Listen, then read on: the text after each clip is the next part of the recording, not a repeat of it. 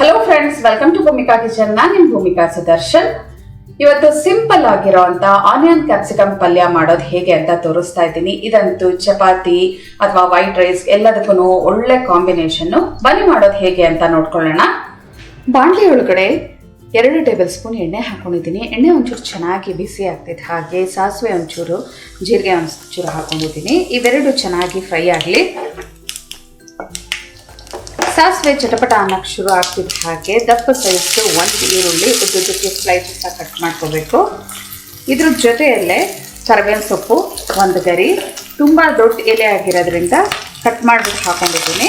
ಒಂದ್ಸಲ ಎಲ್ಲ ಚೆನ್ನಾಗಿ ಮಿಕ್ಸ್ ಮಾಡ್ಕೊಳ್ತೀನಿ. ಈರುಳ್ಳಿ ಒಂಚೂರು ಸಾಫ್ಟ್ ಆದರೆ ಸಾಕು. ಇವಾಗ ರುಚಿಗೆ ತಕ್ಕಷ್ಟು ಉಪ್ಪು ಹಾಕ್ತಾ ಇದ್ದೀನಿ. ಒಗ್ಗರಣೆಗೆ ಎಷ್ಟು ಬೇಕೋ ಅಷ್ಟು ಹಾಕೊಳ್ಳೋಣ. ಆಮೇಲೆ ಕೊನೆಯಲ್ಲಿ ಎಂಡಲ್ಲಿ ಅವಶ್ಯಕತೆ ಇದ್ದರೆ ಇನ್ನೊಂದು ಸ್ವಲ್ಪ ಹಾಕಿದ್ರಾಯ್ತು. ಮೇಯ್ನ್ ಐಟಮ್ಮು ಕ್ಯಾಪ್ಸಿಕಮ್ಮು ದಪ್ಪ ಸೈಜ್ 2 ಅಂದರೆ 1/4 kg ಬಂದಿದ್ದೆ. ಅದನ್ನು ಉದ್ದುದ್ದಕ್ಕೆ ಕಟ್ ಮಾಡ್ಕೊಂಡಿದ್ದೀನಿ. ಈ ಕ್ಯಾಪ್ಸಿಕಮ್ನ ಎಲ್ಲ ಚೆನ್ನಾಗಿ ಮಿಕ್ಸ್ ಮಾಡಿಕೊಂಡು ಇದು ಕೂಡ ಒಂಚೂರು ಸಾಫ್ಟ್ ಆಗೋವರೆಗೂ ಫ್ರೈ ಮಾಡ್ಕೊಳ್ತೀನಿ. ಕ್ಯಾಪ್ಸಿಕಮ್ ಒಂದು ಸ್ವಲ್ಪ ಸಾಫ್ಟ್ ಆದರೆ ಸಾಕು. ಈ ಕ್ಯಾಪ್ಸಿಕಮ್ ಒಂದು ಸ್ವಲ್ಪ ಸಾಫ್ಟ್ ಆಗ್ತಿದ್ದ ಹಾಗೆ ಮೀಡಿಯಮ್ ಸೈಜ್ 1 ಜಾಮ್ ಟೊಮೆಟೊ ಹಾಕೊಂಡಿದ್ದೀನಿ. ಸಣ್ಣದಾಗಿ ಕಟ್ ಮಾಡಿಕೊಂಡು ಇದನ್ನು ಕೂಡ ಹಾಕ್ಕೊಂಡು ಎಲ್ಲ ಚೆನ್ನಾಗಿ ಮಿಕ್ಸ್ ಮಾಡ್ಕೊಳ್ತೀನಿ. ಇವಾಗ ಇವೆಲ್ಲ ಸಾಫ್ಟಾಗಿ ಬೇಯಬೇಕು. ಅಲ್ಲಿವರೆಗೂ ಲಿಡ್ ಕ್ಲೋಸ್ ಮಾಡಿಕೊಂಡು ಬೇಯಿಸ್ಕೊಳ್ಳೋಣ. ಮೊದಲು 1 ನಿಮಿಷ ಟೊಮೆಟೊ ಹಾಕಿದ ನಂತರ ಮಿಕ್ಸ್ ಮಾಡಿಕೊಂಡು ಅದ್ರ ಹಸಿಗಮ ಹೋದ ನಂತರ ಲಿಡ್ ಕ್ಲೋಸ್ ಮಾಡ್ಕೋಬೇಕು. ಎಲ್ಲ ಚೆನ್ನಾಗಿ ಮಿಕ್ಸ್ ಮಾಡ್ಕೊಂಡಿದ್ದೀನಿ. ಟೊಮೆಟೊ ಕೂಡ ಒಂಚೂರು ಸಾಫ್ಟ್ ಆಗಿದೆ. ಇವಾಗ ಲಿಡ್ ಕ್ಲೋಸ್ ಮಾಡಿಕೊಂಡು ಕಂಪ್ಲೀಟ್ ಲೋ ಫ್ಲೇಮಲ್ಲಿ ಒಂದು 2 ರಿಂದ 3 ನಿಮಿಷ ಬೇಯಿಸ್ಕೊಳ್ತೀನಿ. ಮಧ್ಯೆ ಮಧ್ಯೆ 1-2 ಸಲ ಮಿಕ್ಸ್ ಮಾಡ್ಕೋಬೇಕು. 3 ನಿಮಿಷ ಈ ಒಂದು ಕ್ಯಾಪ್ಸಿಕಮ್ನ ಬೇಯಿಸ್ಕೊಂಡಿದ್ದೀನಿ. ಸಾಫ್ಟ್ ಆಗಿದೆ. ನೀವು ಬೇಕಾದರೆ ಕ್ರಂಚಿ ಆಗಿರಬೇಕು ಅಂತ ಅಂದರೆ ಇನ್ನೊಂದು ಸ್ವಲ್ಪ ಬೇಗ 1-2 ನಿಮಿಷ ಬೇಯಿಸ್ಕೊಂಡ್ರೆ ಸಾಕು. ನಾನು ಎಲ್ಲ ತರಕಾರಿಗಳನ್ನೂ ಸ್ವಲ್ಪ ಸಾಫ್ಟಾಗೆ ಬೇಯಿಸೋದು, ಅದಕ್ಕೋಸ್ಕರ ಇಷ್ಟೊತ್ತು ಬೇಯಿಸ್ಕೊಂಡೆ 3 ನಿಮಿಷ. ಇವಾಗ ಇದಕ್ಕೆ ಮಸಾಲೆಗಳು ಹಾಕೋಣ.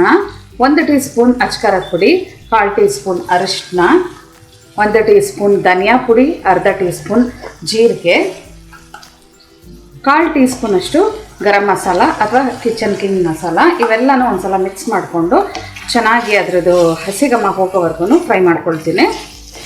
1-2 ರಿಂದ 3 ನಿಮಿಷ ಇದನ್ನು ಚೆನ್ನಾಗಿ ಮಿಕ್ಸ್ ಮಾಡ್ಕೊತಿದ್ದೀನಿ. ನಿಮ್ಗೇನಾದರೂ ಅದು ಡ್ರೈ ಆಗಿ ತಳ ಹತ್ತುತ್ತೆ ಪೌಡ್ರೆಲ್ಲ ಹಾಕಿದ್ಮೇಲೆ ಅಂತ ಅಂದಾಗ ನಾರ್ಮಲ್ ಸ್ಪೂನಲ್ಲಿ 1-2 ಸ್ಪೂನ್ ನೀರು ಹಾಕಿದ್ರೆ ಸಾಕು. ಒಂಚೂರು ಅದು ಆ ನೀರಲ್ಲಿ ಅಂಶದಲ್ಲೇ ಸಾಫ್ಟಾಗಿ ಚೆನ್ನಾಗಿ ಬೆಂದ್ಕೊಳ್ಳುತ್ತೆ. ಇದು ಆಗಿದೆ. ಇದು ಇವಾಗ ಮೇಲ್ಗಡೆ ಒಂಚೂರು ತೆಂಗಿನಕಾಯಿ ತುರಿ ಉದುರಿಸ್ಕೊಂಡು ಇನ್ನೊಂದು ನಿಮಿಷ ಮಿಕ್ಸ್ ಮಾಡ್ಕೊಳ್ತೀನಿ. 1-2 ಟೇಬಲ್ ಸ್ಪೂನಷ್ಟು ಹಸಿ ತೆಂಗಿನ ತುರಿ ಉದುರಿಸಿದ್ದೀನಿ. ಎಲ್ಲ ಒಂದ್ಸಲ ಚೆನ್ನಾಗಿ ಮಿಕ್ಸ್ ಮಾಡಿಕೊಂಡ್ರೆ ಕ್ಯಾಪ್ಸಿಕಮ್ ಪಲ್ಯ ರೆಡಿ ಆಯಿತು. ಎಲ್ಲ ಚೆನ್ನಾಗಿ ಮಿಕ್ಸ್ ಮಾಡ್ಕೊಂಡಿದ್ದೀನಿ. ಸ್ಟವ್ ಆಫ್ ಮಾಡ್ತಾ ಇದ್ದೀನಿ.